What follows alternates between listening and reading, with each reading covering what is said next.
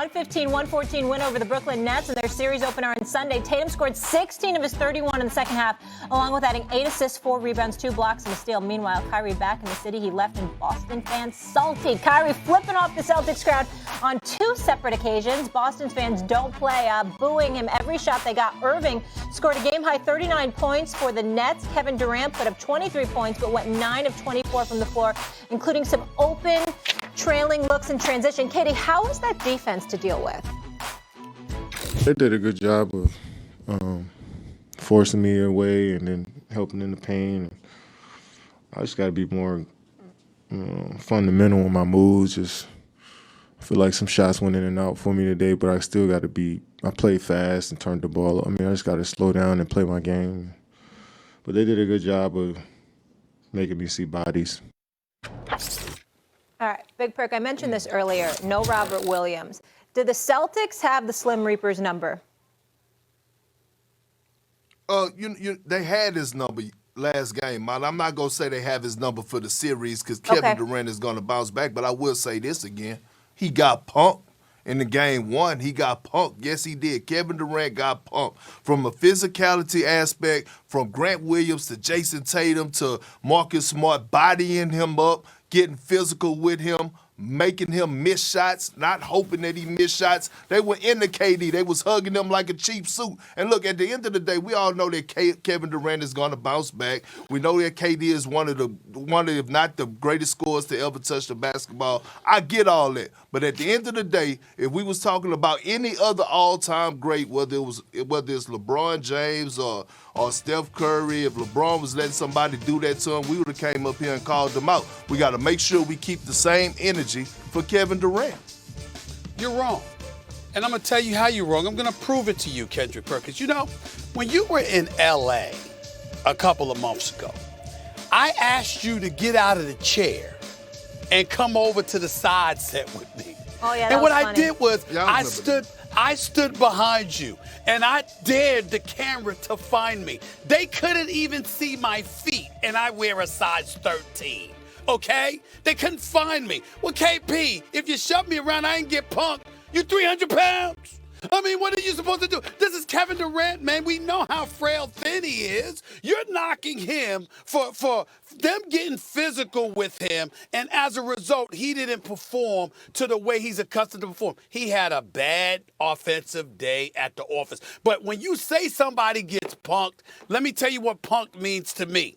Somebody's scared. Somebody's game is altered because there's something about the opposition that's fearful for them, and they are thwarted because of it.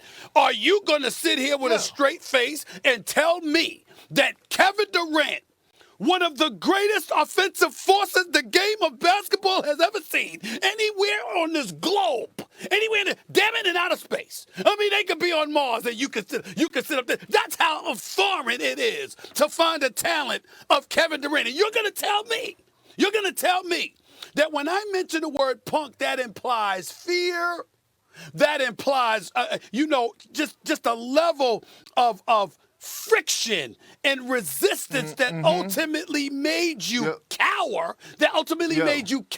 Are you going to say on national television that is what happened to KD, as opposed to the fact that he just missed shots that he normally makes? He just missed them.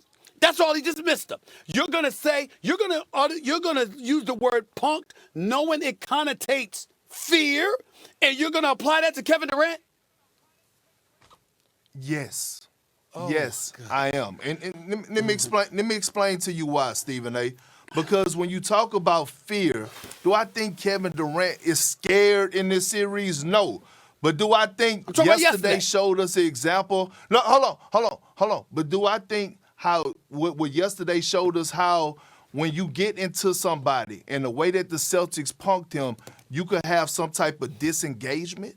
And that's what I saw yesterday. Because if you look at the last play, when Jason Tatum backdoored and got the layup for the game-winning bucket, Kevin Durant wasn't engaged at all.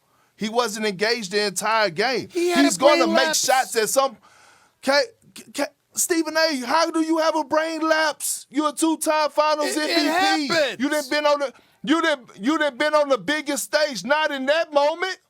Not Kevin Durant. Not the guy that you said is the best basketball player in the world. He when is you the best have basketball those player in the moments world. in your we can have a debate about that another time. He's the but when best you in the world. when you are the best basketball player in the world in those defining moments, when you don't have it going offensively, the least you could do is be locked in on the defensive end. It's two sides of the basketball. It was a bad performance by Kevin Durant. We're not disputing that. You are sitting up here acting like he was scared into that performance, that he was so taken aback by everybody knows Boston's physical. Everybody knows their defense is elite. You got Marcus Smart, even with Robert Williams out there. You see the addition of White, Theis, and all of these brothers. You see what they've got. You know they're physical. You know they come at you. You know they hang their hat on defensive tenacity. Everybody and their grandmama knows this about the Boston Celtics, which is why Udoka is a candidate for Coach of the Year, even though my vote went to Monty Williams. He's definitely a candidate, top 3 candidate for Coach of the Year because I think he's done a phenomenal job. My point is that he had a bad game. That is entirely different than Kendrick Perkins saying that Kevin Durant got punked. I mean, come on. We just talked about yesterday. You just talked about yesterday. I don't care. That's not possible. That's not possible. Why? But why? Tell me why. And you watched the game last night. Because the greatness of Kevin Durant on the offensive side of the ball knows no fear. He just had a bad game. Kevin Durant, it doesn't matter. You have yourself have been on this air. So talk about there's no way to guard Kevin Durant. It's impossible. It's impossible. So my point is, he had a bad game. He was missing shots that he normally makes. This isn't the first time he went up against Boston. He just had a bad game. But don't tell me that he got punked like, oh my goodness, he was taken aback. What? And it was some fear factor that played the role. There is nobody on the planet Earth, no human being that can stop Kevin, that can scare Kevin Durant from dropping 27 a night. No one. What they did yesterday. The Celtics did. Jason Tatum and Grant. No. Why did he have a bad game? He didn't just go out there and have a bad game. Why did he missed open shots? Was every shot that he took contested? Did he have any open shots? He had a few. He had about 2 or 3, maybe, out of his 24. He was 9 for 24, Stephen A. And at the point they were into him. That's what. Can I say this to you, KP? Can I say this to you? I saw at least 3 open threes that Kevin Durant had. Can you go with me on that? Yeah. If he makes them, that's 32 points that he would have had. He didn't make them.